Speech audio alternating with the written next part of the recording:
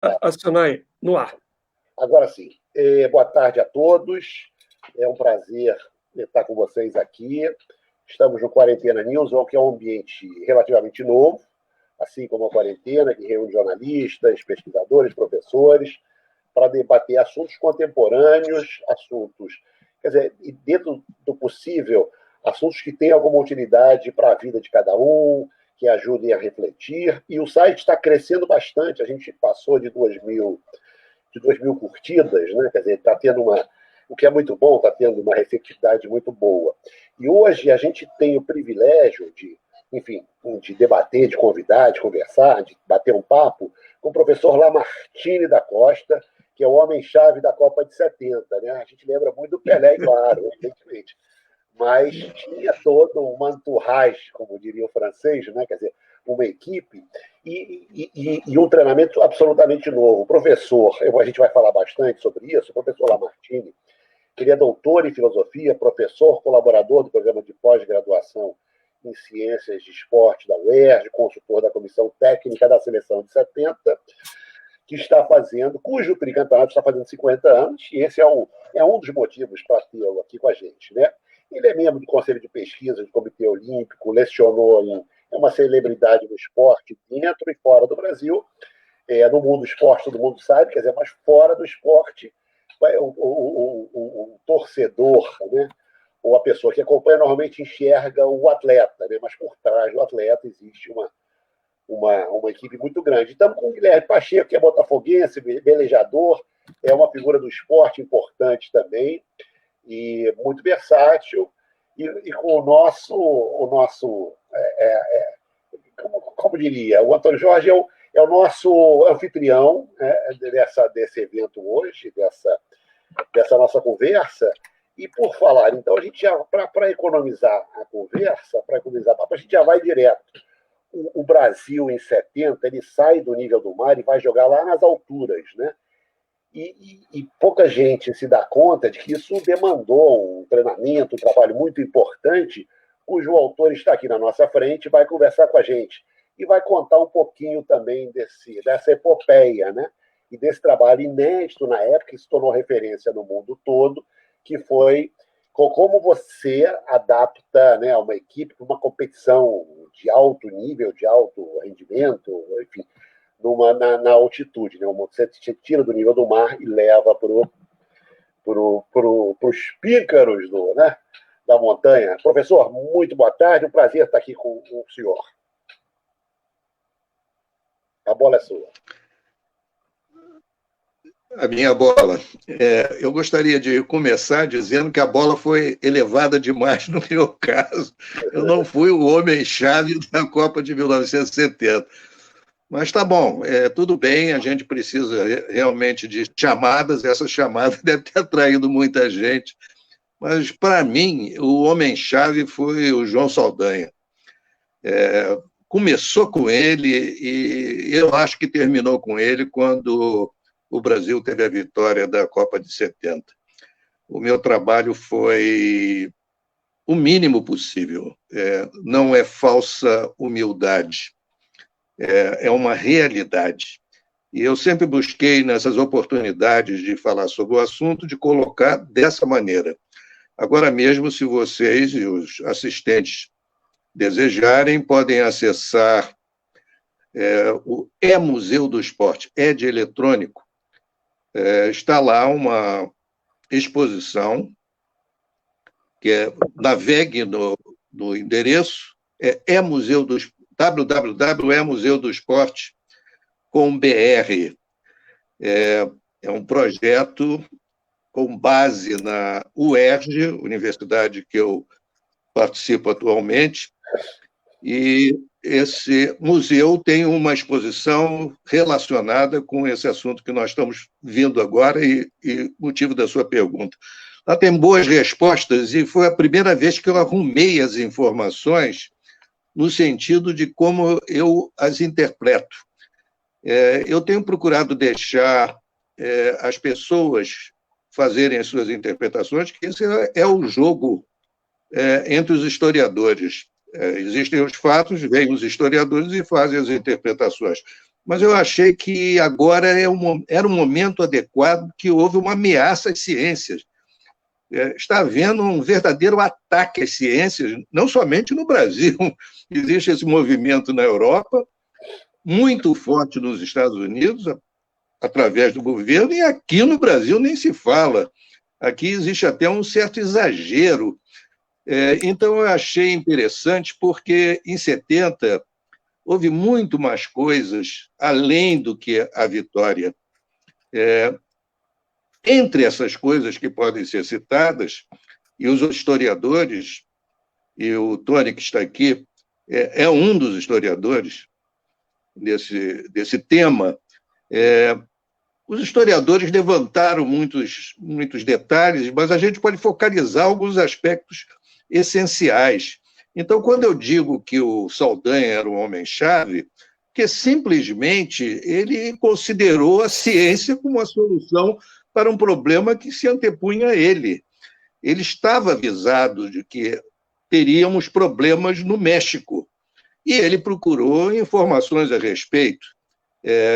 Inclusive, eu caí na rede dele, por acaso, eu não o conhecia, não sou do futebol, não era do futebol, não tinha contato com o pessoal do futebol, mas já tinha todo um trabalho feito a esse respeito, com outros objetivos. Eu já tinha 2 livros escritos sobre o assunto quando eu me encontrei com o Saldanha. Eu não fiz nada além de entregar o que já tinha sido feito a ele. E ele ficou muito impressionado, ele viu que não era saque, a coisa já tinha sido estudada. E apenas tentei adaptar às condições do México, e assim mesmo com uma ligeira planificação.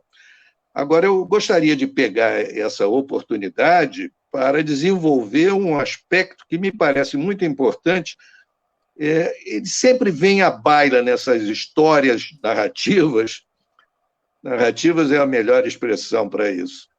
Essas narrativas a respeito da Copa de 70, que era a comissão técnica, eram os treinadores. No meu entender, quem segurou melhor a situação, que houve uma crise. O João Saldanha foi afastado por uma intervenção do governo da época, que era um governo militar, ditatorial, e houve problemas com relação a uma escalação, e a partir daí a coisa foi crescendo até o afastamento do Saldanha, que inclusive disse que não permitiria que interferisse na responsabilidade dele. Aliás, profissionalmente, ele está absolutamente correto. Então, em função disso, ele foi afastado, e nós tivemos problemas depois, no México, que havia um planejamento para permanência em determinados locais do México, em determinados períodos de tempo que já tinham sido calculados como os ideais em função do treinamento físico para que os jogadores tivessem o melhor rendimento. E foi a comissão técnica que segurou isso. Houve problemas, a própria imprensa começou a estranhar, houve uma espécie de uma quarentena no México, e a imprensa não gostou muito, e muita gente no Brasil também não gostou. Os jogadores nem tanto, alguns reagiram, mas a maioria foi favorável. Então, era um lugar muito abandonado, digamos assim, sem muitos recursos, mas necessário para adaptação à altitude. E quem segurou mais foi a comissão técnica, porque o próprio Zagallo estava convencido de tirar do local onde se estava para ir para uma cidade maior, com mais recursos, que seria a própria cidade do México, no caso, ou outro lugar mais embaixo ainda. Foi a comissão técnica, então, que a gente precisa realçar. Tem várias informações a esse respeito. Então, sintetizando, o homem-chave, a personalidade-chave da Copa de 70, a meu ver, é o João Saldanha, seguido da comissão técnica, com informações que eu tive a oportunidade de passar, nada mais do que isso. Isso sem contar os jogadores. Quando se trata de um ativo esportivo, uma competição esportiva, é desonestidade quem tem a responsabilidade de treinamento puxar para si o sucesso dos resultados. Então, os resultados devem ser ligados aos jogadores, como de fato isso aconteceu pela imprensa, pela opinião pública, por todo mundo. E não há dúvida disso. No meu entender, muito limitado de conhecimento de futebol, é o melhor grupo que o Brasil já conseguiu reunir dos seus jogadores, e eles refletiram, inclusive, os avanços que o próprio futebol brasileiro podia oferecer naquela época e até hoje servindo de exemplos. Então, esse início, para mim, é muito importante. Agradeço a vocês a oportunidade dessas palavras, que não é a primeira vez também que eu procuro colocar as coisas no devido lugar, mas estou à disposição. E, se vocês me permitem, uma nota importante nesse momento. Nós estamos sendo vistos pelo Samindra Kunti. Não sei se vocês conhecem essa personalidade, é um jornalista estrangeiro muito conhecido, especializado no futebol, da Bélgica. Ele mandou uma mensagem para mim que estaria nos assistindo. Ele está, no momento, fazendo um livro de revisão de tudo que aconteceu na Copa de 70. Ele acredita também que o ponto alto não somente foi do futebol brasileiro, mas também do futebol internacional. Ele está tendo esse enfoque.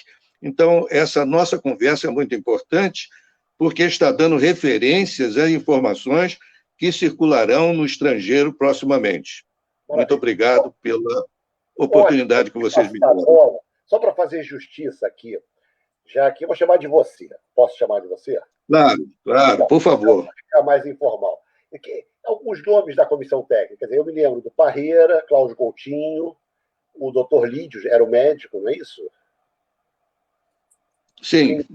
Admildo Chirol. Admildo Chirol era o chefe da comissão técnica. Era Admildo Chirol. Carlesso. Parreira e Coutinho. E tinham mais dois. Carlesso. Eram sargentos do Exército que cuidavam do treinamento de goleiros, que naquela época não era muito comum, e esses dois se dedicavam a isso. Carlesso, o nome deles.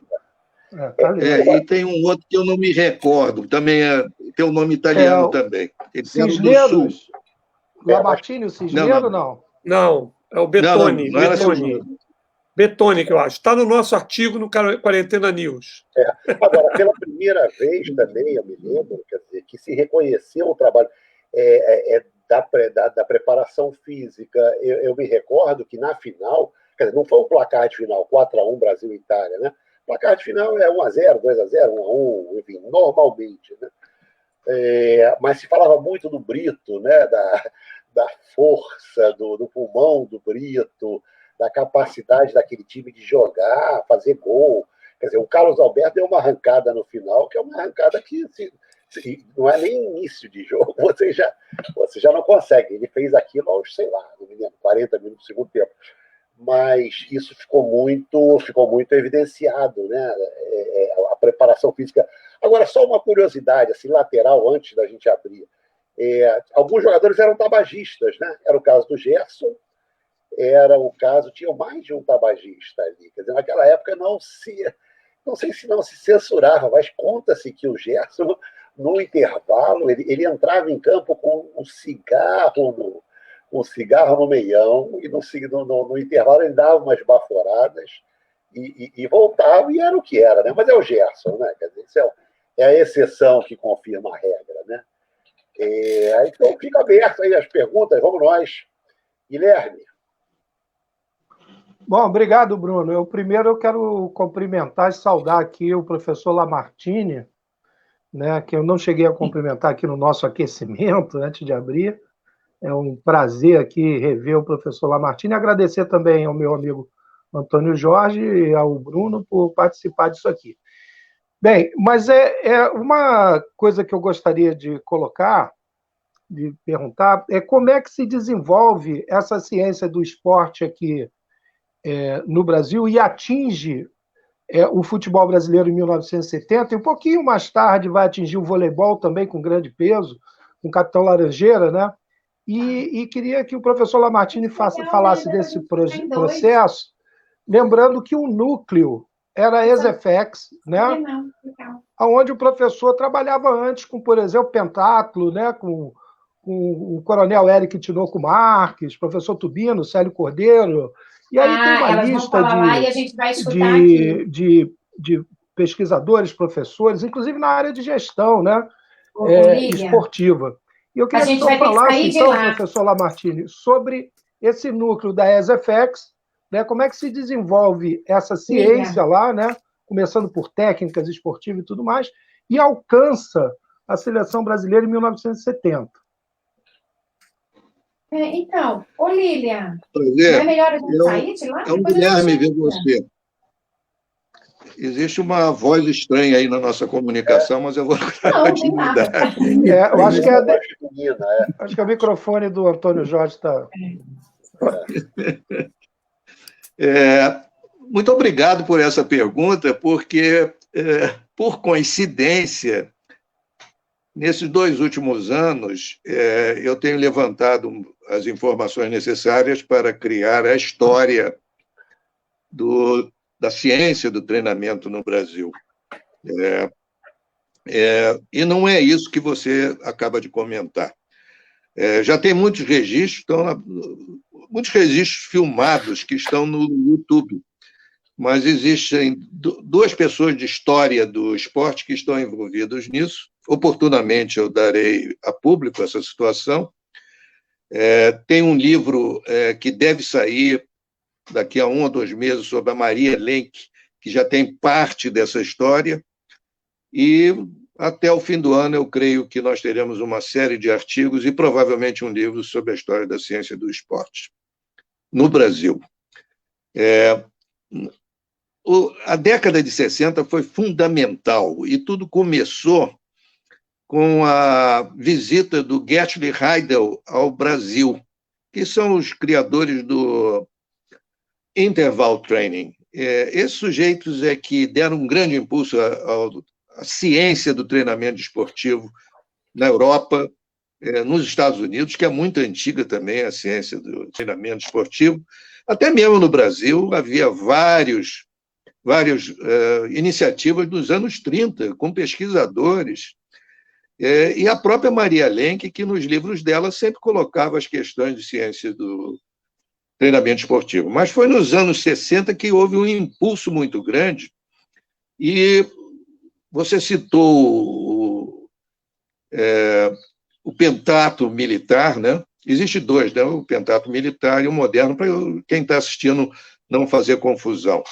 Mas são muito próximos um do outro, porque eles são múltiplos, né? É uma criação do Pierre de Coubertin, por acaso é interessante citar isso. Na verdade, haviam pessoas da Escola de Educação Física, mas o ponto de partida foi o laboratório, nos seus primeiros passos, do Dr. Maurício Rocha. A Maria Lenk, que eu lidava naquela época, e juntamente com o Alfredo Júnior, que as 2 já faleceram, mas é preciso sempre rememorar, eles tiveram iniciativas dentro da Escola de Educação Física que já era o UFRJ, Universidade Federal do Rio de Janeiro, nesse período 62, 63, 1962, 1963, eles tiveram iniciativas com o interval training, eu participei na parte de terra e eles na água. Houve uma coincidência que era no mesmo local, e a partir dali, então, ela soube que eu estava desenvolvendo pesquisas a respeito, e ela me introduziu ao Maurício Rocha. Eu vou tentar ser o mais simples, rápido possível, para nós não concentrarmos apenas nesse item e dar mais liberdade a novas perguntas. Mas essa reunião fez, então, nós criarmos um grupo de quem estava fazendo treinamento físico mais próximo do que era feito no exterior. E, com isso, conseguimos. Foram 9 pessoas 5 médicos e 4 professores de educação física, como se chamava na época, né? E que se chama até hoje. Esses 9 fizeram um livro justamente que era o ponto de partida para a ciência do treinamento como nós conhecemos hoje. Esse livro foi publicado em 1968. No mesmo ano que foi publicado um livro também sobre os Jogos Olímpicos. Esse dos Jogos Olímpicos foi do COB, e o outro foi feito pelo MEC, a antiga divisão de educação física do MEC. Eu fui editor desses 2 livros, e, portanto, a minha obrigação é justamente apresentar como trabalho coletivo e a participação dessas pessoas. Eu não preciso me alongar com relação ao papel do Maurício Rocha, que ele é simplesmente o pai da fisiologia do esporte no Brasil. Ele deu partida a quase tudo que até hoje se vê e tem repercussões. Mas junto dele estava esse grupo e todos vieram da prática. E de sujeito que vinha do meio militar só tinha eu. Todos os demais eram civis. Então, a ciência do treinamento não nasceu no meio militar, pelo menos nos anos 60. Nos anos 30, sim. Nos anos 30, a Escola de Educação Física do Exército tinha muitos civis que patrocinavam as pesquisas. E esses caras foram os originários. Mas eram pesquisas muito de reduzido impacto. O livro de 68, se você abrir hoje, você tem um susto, porque é exatamente o que o pessoal está fazendo. É incrível. Apenas se desenvolveram os aspectos necessários para o treinamento desportivo, que até hoje estão previstos. Então, eu diria até, aí vai mais um testemunho histórico, e para terminar a resposta, a Escola de Educação Física do Exército, naquele momento, perdeu a possibilidade de continuar a ser líder do esporte no Brasil, porque eles estavam envolvidos com uma coisa que se chamava... tinha um nome que era uma classificação, que eu não me recordo bem, mas era uma classificação militar que era para o desenvolvimento do esporte na educação física no Exército, e não incluía a ciência do esporte. Não era isso que estava sendo feito. Por isso que o Cláudio Coutinho e mais outros oficiais saíram de lá e foram para trabalhar em outros projetos, que lá não aconteceu. Então, os anos de 70, que foi o crescimento da ciência do esporte no Brasil, com os laboratórios, nós já tínhamos 3 laboratórios nos anos 70, né? Um deles era do Maurício Rocha. Não incluía o Exército. Então, eles perderam essa possibilidade, foram originários, como quase tudo na época que não havia esse tipo de atividade entre civis. Mas depois isso não aconteceu. Não, então, Guilherme... Tem que bater uma foto avisando, né? Senão vai assim. Vazando. Então, terminando, houve uma participação militar na comissão técnica por causa desses 2 treinadores, dos goleiros, e do Cláudio Coutinho. O Cláudio Coutinho era um desses oficiais que ele estava por conta própria. Eu o encontrei nos Jogos Olímpicos de 68 como treinador físico do voleibol. Ele fez, inclusive, um capítulo, ele não era do futebol. Eu fui editor do Cláudio Coutinho, e foi o Cláudio Coutinho que falou a primeira vez com o Saldanha, que já havia estudos a esse respeito da altitude. Eu estive Lamartine, lá nos Jogos Olímpicos de 68. Lamartine, eu quero justamente cortar aí para voltar para a história. Conta para a gente a história do primeiro encontro com Saldanha, que é bem interessante, que aquela história que, inclusive, a gente narrou isso no livro Eu e Marco Santoro, mas eu acho que para quem está assistindo é muito interessante como foi esse primeiro contato com João Saldanha para quando o Coutinho fez a mediação, né, entre você e o Saldanha. Conta para a gente. Isso aí é fácil de contar a história, porque ele escreveu nas crônicas dele várias vezes. Você publicou algumas, eu tenho várias. Ele escreveu tudo, de maneira que nós temos um registro histórico, não é da minha autoria. Mas houve um encontro meu com o Saldanha, promovido pelo Cláudio Coutinho, que o Saldanha queria resolver o problema da altitude, porque ele soube que os ingleses e os italianos estavam tomando suas providências, e outros países também, a Romênia, se eu não me engano. Então, ele se assustou, eu preciso fazer alguma coisa. Lá fui eu falar com ele. Ele não estava muito bom, não, ele tinha tomado ali umas birutas, então ele estava um pouco agitado. Então, ele me viu e começou a me provocar. Ele estava pensando, foi uma interpretação dele na hora, ele estava pensando que estava sendo arranjado um jeito ali de eu ter alguma posição na seleção, que provavelmente era o objetivo de muita gente que se aproximava dele, né? Que é natural que isso acontecesse.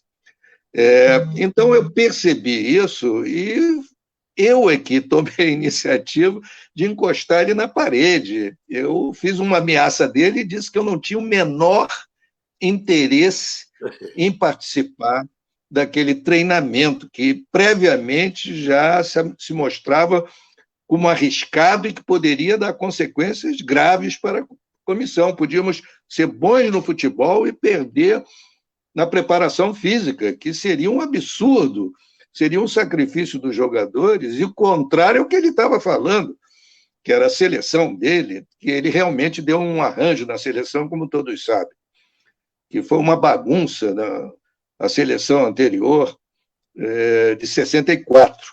E ele fez as feras do Saldanha, né?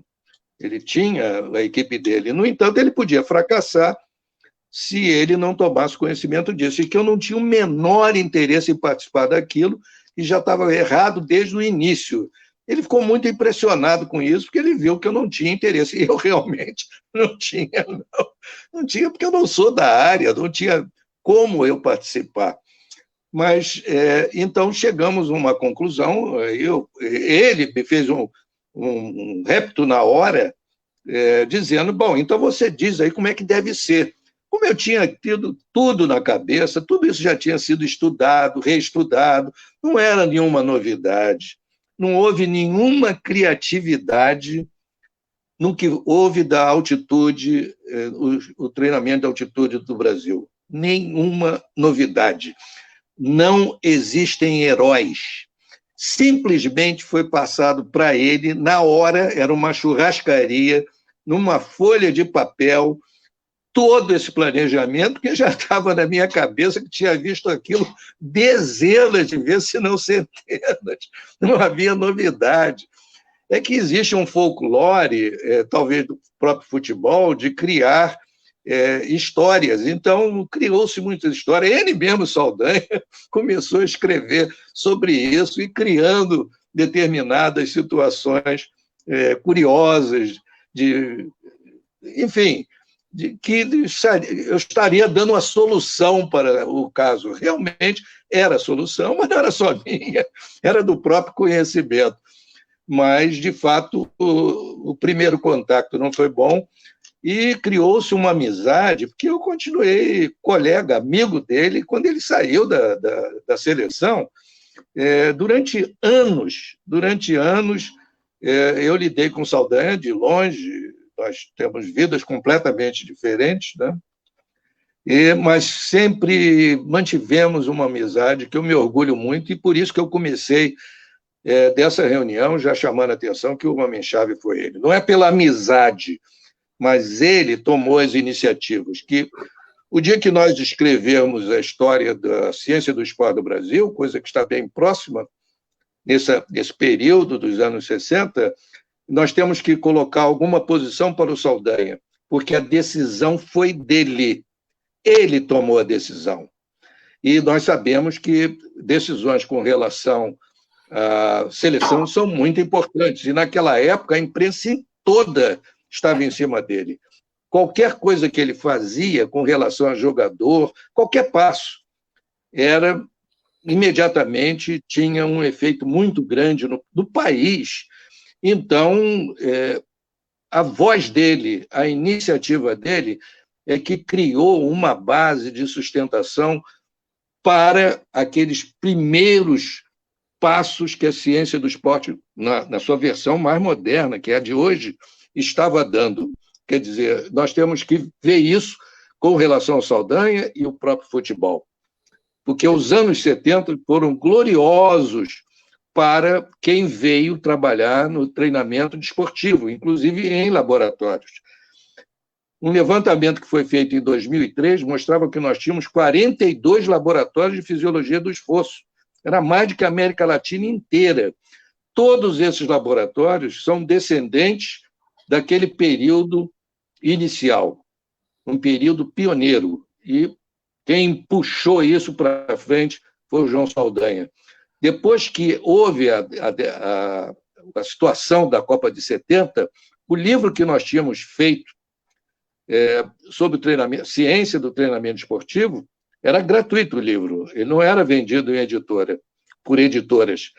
Ele teve 3 edições, foi um livro fantástico e serviu de base para toda uma geração que sucedeu a partir dos anos 70 e que até hoje tem os seus efeitos. Agora, professor, uma pergunta de leigo aqui. Quer dizer, o Saldanha dizia que ele foi o autor, ainda com o Botafogo muitos anos antes, da malandragem brasileira de esvaziar a bola em altitude, né? Porque a bola fica mais leve e o nosso jogador não está acostumado. Então ele falava que, olha, Mário Américo, recolhe as bolas quando formos jogar na altitude, dá uma esvaziadinha ali, vai pegando e vai botando.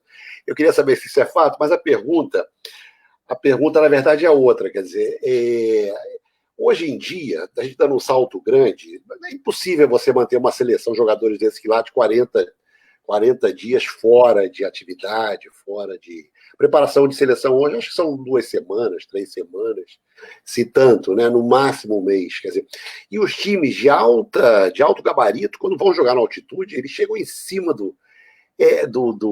antigamente chega antes, e tinha chegado 2 dias antes. Hoje se chega na hora da partida, praticamente, né? Isso faz sentido? Faz. Eu mesmo já sugeri a várias equipes, a vários atletas a fazerem isso. Eu treinei gente para altitude, né?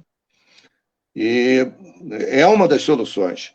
Mas esse problema está resolvido hoje. Naquela época já existia câmeras de redução do oxigênio para não treinar atletas.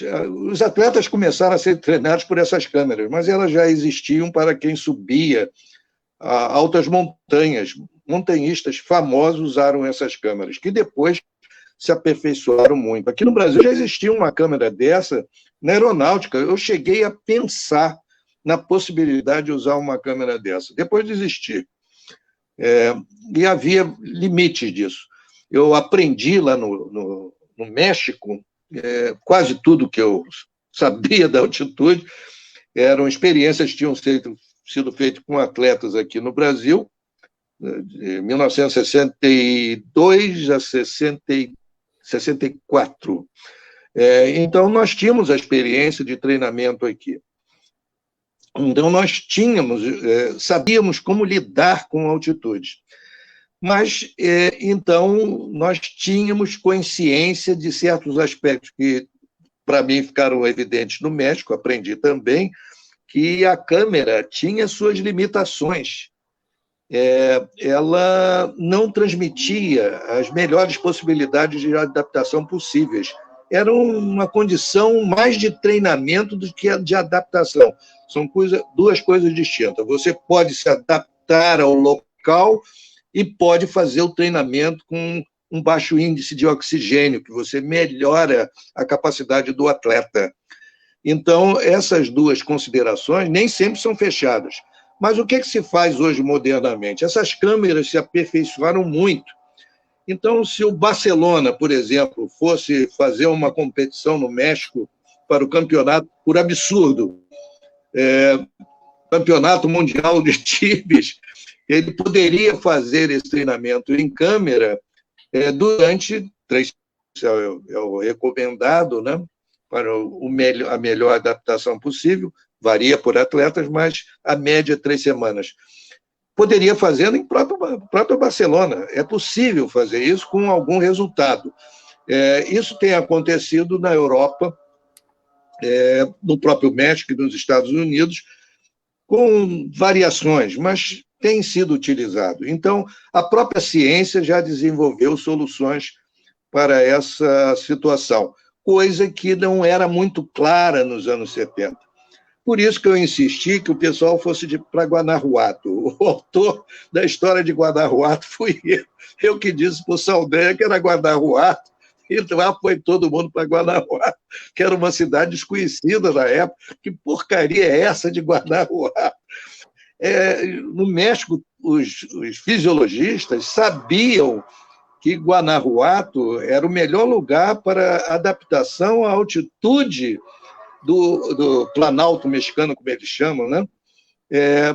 E havia as condições naturais da própria altitude, mas outras que eram desconhecidas na época, que havia isso também. Então, foi todo mundo para Guanajuato e, finalmente, apesar de ter havido reações contrárias lá no local, se conseguiu fazer as 3 semanas e os resultados foram bons. Só para completar uma das observações aqui dessa fala, que eu acho que eu estou falando demais, é que a vitória do Brasil na Copa de 70 geralmente foi no segundo tempo. É quando o time oponente já estava começando a reduzir sua capacidade física, que nós reagíamos da melhor maneira possível. Isso é típico de adaptação à altitude. Então, houve sucesso.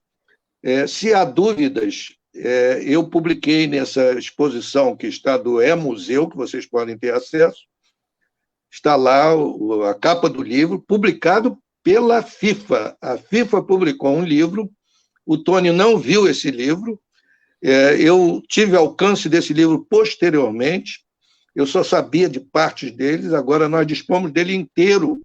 A FIFA publicou um livro em 1972, 2 anos depois da Copa, que fez um levantamento do que ocorreu no México. E lá nós encontramos explicações que agora nós podemos dar a público e que eu coloquei nessa exposição do E-Museu do Esporte. Então, lá nesse livro, nós vemos coisas indiscutíveis. Houve uma medição de todas as equipes no México e a que estava mais bem preparada, que apresentou os melhores resultados, foi a do Brasil. Então, mesmo que alguns jogadores fumassem, como o Bruno comentou no início, houvesse alguns jogadores desde o início não se ajustaram muito ao treinamento físico, que foi realmente muito rigoroso, não é? Tudo isso apareceu justamente nessa publicação, que eu acho que é histórica, que devia estar até no Museu do Esporte. E não cogitaram de citar nomes, não. A coisa é puramente científica, ver o que é que aconteceu lá, como os jogadores se comportaram. Então, é muito bom para a história do esporte no Brasil e do futebol brasileiro. Sim. É um livro da FIFA, livro oficial. Vamos nós. Gustavo? Guilherme. FIFA Report. Está aqui, Lamartine. Está citado no livro. É isso mesmo. FIFA Report. É porque eu passei para vocês, se eu não me engano, um capítulo do Brasil. É por isso que vocês têm não, isso. Nós conseguimos baixar ele todo já. Mesmo, eu nem sabia que estava na internet. Tem todas as seleções. Tem todas as seleções, se não me falha a memória. Inclusive, houve um estudo de tecido da seleção inglesa em 70 para pensar a questão do horário dos jogos. Já naquela época, já havia um estudo de tecido para reduzir a temperatura. O professor Guilherme Pacheco quer fazer uma pergunta. Vamos lá. Bom, na verdade, obrigado por ter me dado a palavra aí. Mas a minha questão aqui é que perguntar então ao professor Lamartine se de fato em termos assim de publicidade, mas também em termos práticos, né, de resultado, de fato a gente pode considerar essa seleção de 1970 como um laboratório, eu não sei se a palavra correta é essa, mas um marco, um laboratório da ciência do esporte, na verdade um marco na ciência do esporte, ou mesmo que o professor Maurício Leal Rocha anteriormente já tenha trabalhado, como o senhor bem relatou aí, corrigiu, né? Mas essa seleção brasileira de 1970 pode ter sido considerada um marco na ciência do esporte no Brasil? Eu consideraria um marco internacional. Também foi exposto na exposição, que eu já citei, e está no livro de 68, um algoritmo, que provavelmente é o primeiro algoritmo de treinamento esportivo no Brasil. Esse algoritmo ele foi obedecido para o treinamento da seleção brasileira. É que havia muitas influências na seleção brasileira. Por exemplo, os treinadores físicos foram influenciados muito pelo que o Cláudio Coutinho trouxe, que ele se encontrou com o Dr. Cooper, né? Em 1969, antes dele estar envolvido com a seleção. Então, ele estava influenciado do treinamento, não de altitude, mas em treinamento para resistência a partir daquele método de Cooper, né? Então, isso influenciou muito a seleção, coisa que nós respeitamos, porque isso já era. Isso foi colocado no plano, porque isso já era cogitado para o treinamento de altitude. Não era novidade. Então, quanto melhor fosse, seria adequado. O que nós aduzimos, e que já foi cogitado aqui na nossa conversa antes, foi o treinamento na hora do dia de maior incidência de raios solares, entre meio-dia e 1h. Os jogadores enlouqueceram aqui no Rio de Janeiro, todos reclamaram, ninguém queria esse negócio. Era um absurdo, todo mundo odiava isso e continuou lá no México. Mas a razão é que eu, pelo menos, sabia e passei isso honestamente para o João Saldanha e para a comissão técnica, que não era o problema da altitude. Isso é uma boa revelação para essa nossa reunião. O problema da altitude havia, mas a radiação solar na altitude do México ela tinha maior influência do que o próprio efeito da altitude. Então, o treinamento era melhor se fosse feito para se ajustar às radiações solares. Por isso que eram corridas do Cooper ao meio-dia, 1h da tarde, aqui no Rio de Janeiro, né? O treinamento foi feito no Rio de Janeiro. E depois lá na altitude, que parece um absurdo. Os ingleses levaram, e os italianos também, os ingleses optaram por uma roupa, e teve um momento que eles se locomoveram para a Colômbia, para Bogotá. O Saldanha sabia disso. Então, mas eles não foram inteligentes suficientes para entender esse mecanismo. Quer dizer, tudo aconteceu porque eu tinha estado nos Jogos Olímpicos. Foi isso não foi planejado, isso aconteceu por acaso. Então, eu trazia a memória das discussões que havia lá nos Jogos Olímpicos, que foi lá que eu tomei conhecimento que a radiação solar fazia um efeito tão deletério como o da altitude.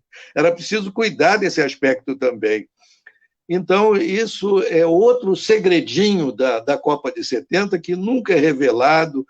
É muito detalhado do ponto de vista científico isso, mas muito interessante também para a gente ver que é no detalhe, e a ciência existe para isso, é no detalhe que as coisas são resolvidas, é nos levantamentos, na obediência de observar os fatos, o registro dos fatos, e a própria experiência dos outros, fazer revisão dos outros estudos, como está acontecendo agora na pandemia, né?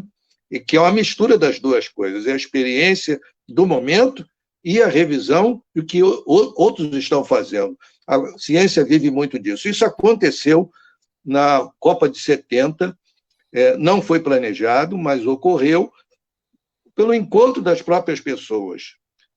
Houve esse arranjo de encontro de pessoas que deram, então, como resultado, um bom encaminhamento do desenvolvimento científico.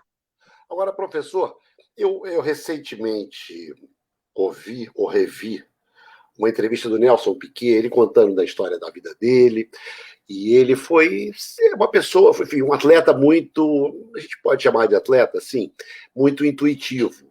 E ele conta que ele sofreu, eu não saberia porque eu não acompanho Fórmula 1, que ele sofreu um acidente quando ele estava disputando pela Williams, junto com o Mansell, os dois eram pilotos da Williams, sofreu um acidente forte em Imola, e ali ele ficou totalmente desnorteado, passou a ser menos competitivo. Mas ele sabia que a última corrida seria no Japão, e haveria um espaço de um mês entre a penúltima e a última corrida. Ele, intuitivamente, por conta própria, ele morava na Europa, passou a dormir no horário japonês.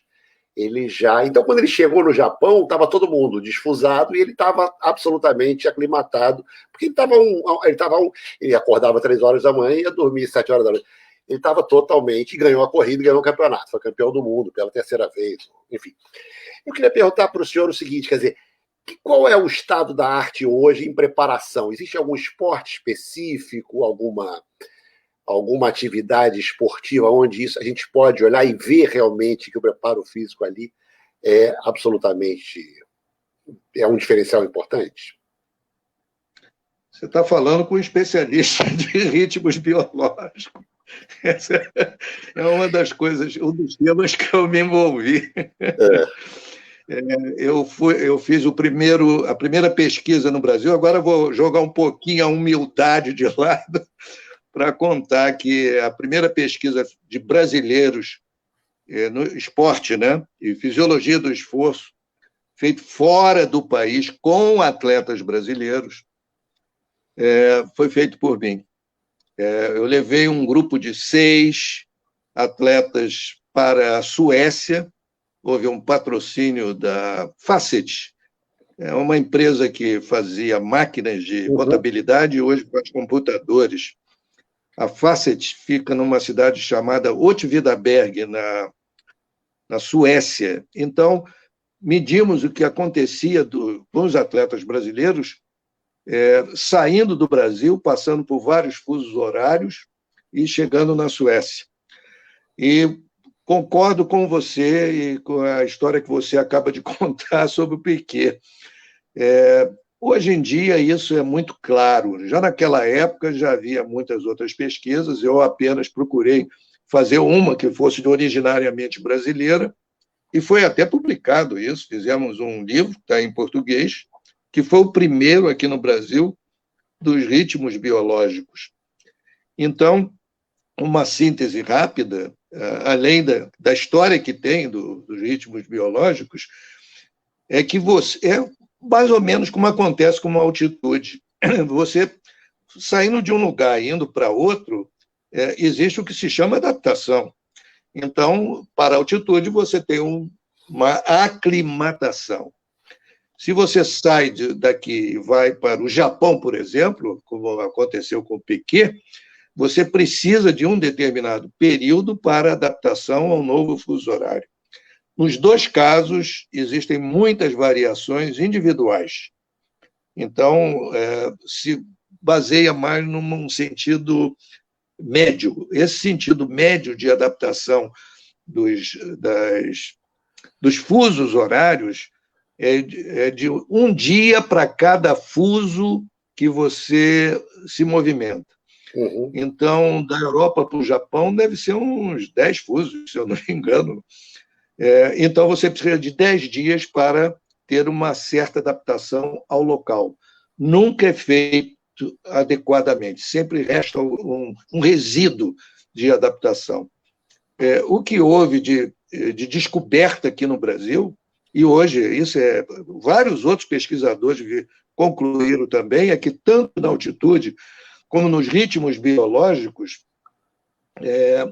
você precisa identificar a variação de cada um dos seus atletas, porque o peso da individualidade é muito grande. Aí vem outra história da Copa de 70, que ficou, pelos resultados aqui no Brasil, nós já tínhamos uma ideia do que poderia ocorrer com jogadores lá, no México.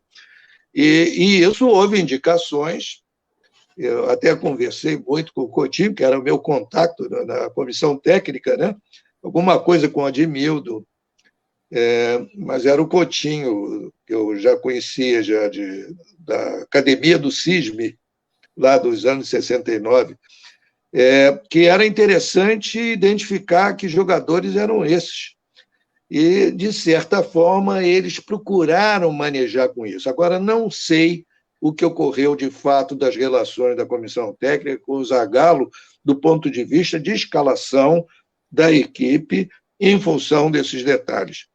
O que eu sei é que os cientistas do esporte procuram reduzir ao mínimo essas imposições para deixar livre o treinador no sentido de fazer as melhores escolhas. Senão, quem passa a dirigir a equipe é um indivíduo da ciência do esporte. E isso é um desvio. Isso pode criar mais problemas do que soluções. Mas, ao vir esse caso do Japão e do nosso grande corredor de automóveis, pelo menos, automobilístico, é interessante levar em consideração isso. E hoje se faz muito isso, quando uma equipe ou um atleta sai de um lugar e vai para o outro, tem aquele período de adaptação.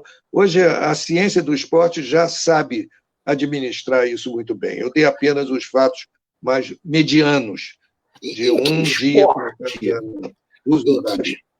Em que esporte a ciência do esporte está mais avançada? Tem alguma modalidade específica?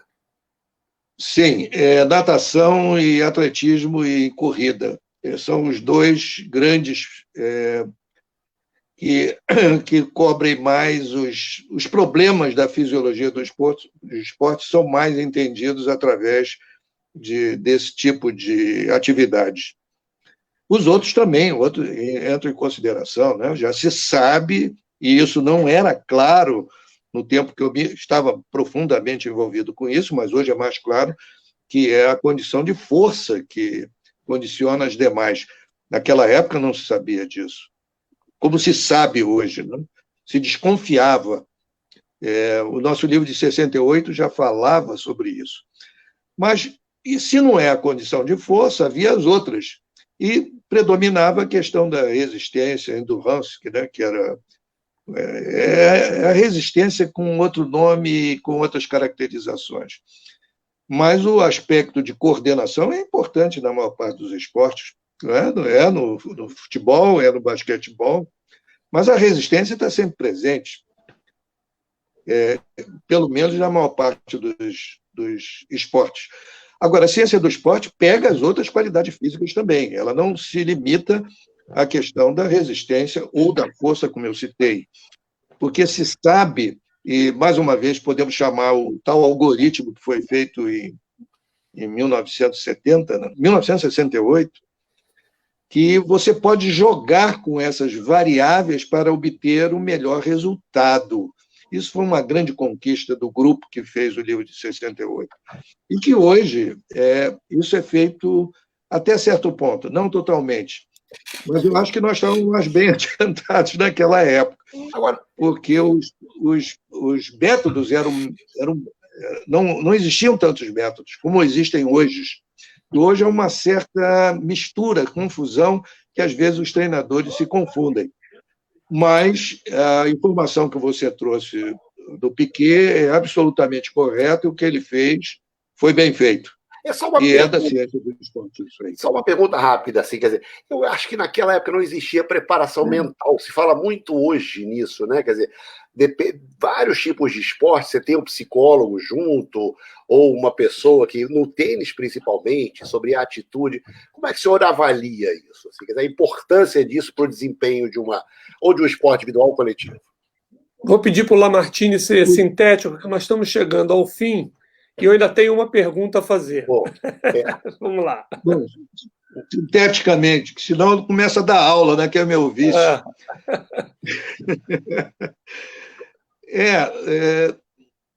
Tudo bem, nós temos aí uma série de considerações a serem feitas que essa questão da coordenação, da atitude psicológica, né? O livro de 68 tem um capítulo sobre isso, feito pelo Ataíde Ribeiro, que é um dos iniciadores da psicologia do esporte no Brasil. Quer dizer, entre os 9, nós levamos em consideração isso que você está dizendo. O livro era muito avançado para a época, e foi muito bom isso do impacto que criou.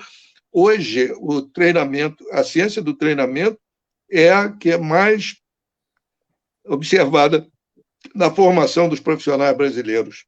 É a disciplina que a maior parte das faculdades de educação física tem. E a maior parte da literatura brasileira no esporte é dessa área.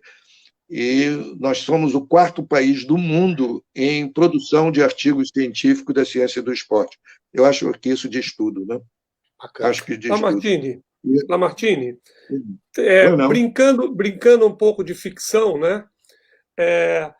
Pelo jeito, parece que o governo era uma ditadura. O governo era uma ditadura, né?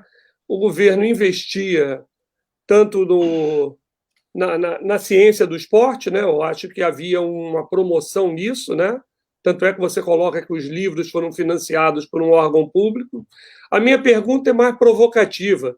Seria possível formar uma comissão técnica ou ter iniciado uma seleção com João Saldanha, com militares, com ex-militares, se o presidente fosse o Bolsonaro, né?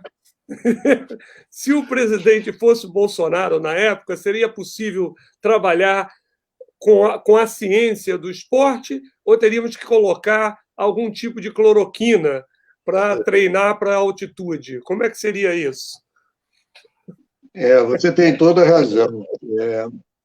Eu iniciei comentando que hoje a ciência está sendo atacada, e não é somente no Brasil, não. O problema é muito maior do que aparenta.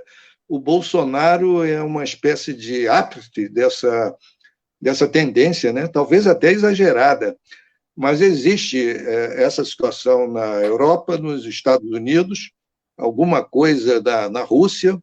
Na China, não. Na China, quem é contra desaparece. A China não tem essa conversa, não.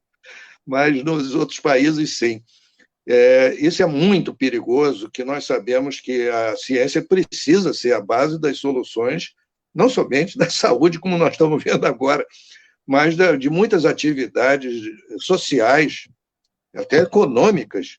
Então, a ciência é a base de tudo. Talvez a base da sobrevivência da humanidade. Não quero entrar nesse aspecto, mas está aí. Então, naquele período, não sei o que poderia ocorrer. Eu não vi nenhuma influência, nem favorável, nem desfavorável ao que nós fazíamos. Até pelo contrário, nem se sabia bem onde que nós estávamos caminhando. Uma das coisas que eu pedi ao João Saldanha é que não envolvesse os jogadores nessa discussão científica a respeito da altitude, que eu tinha assistido lá no México, que havia uma influência psicológica muito grande sobre os atletas. Então, isso ficou claro. Nós fazíamos reuniões dos cientistas de vários países, eu participava dessas reuniões, e reclamavam disso. Quer dizer, no México, em 68, ficou claro que o excesso que os cientistas trouxeram para discutir a altitude estava prejudicando o próprio esporte. Isso eu passei para o Saldanha. Então, e disse, não quero nem aparecer lá em qualquer lugar, porque isso pode ser um perigo. Os jogadores podem ficar receosos que tem um cara aí mexendo com essa história.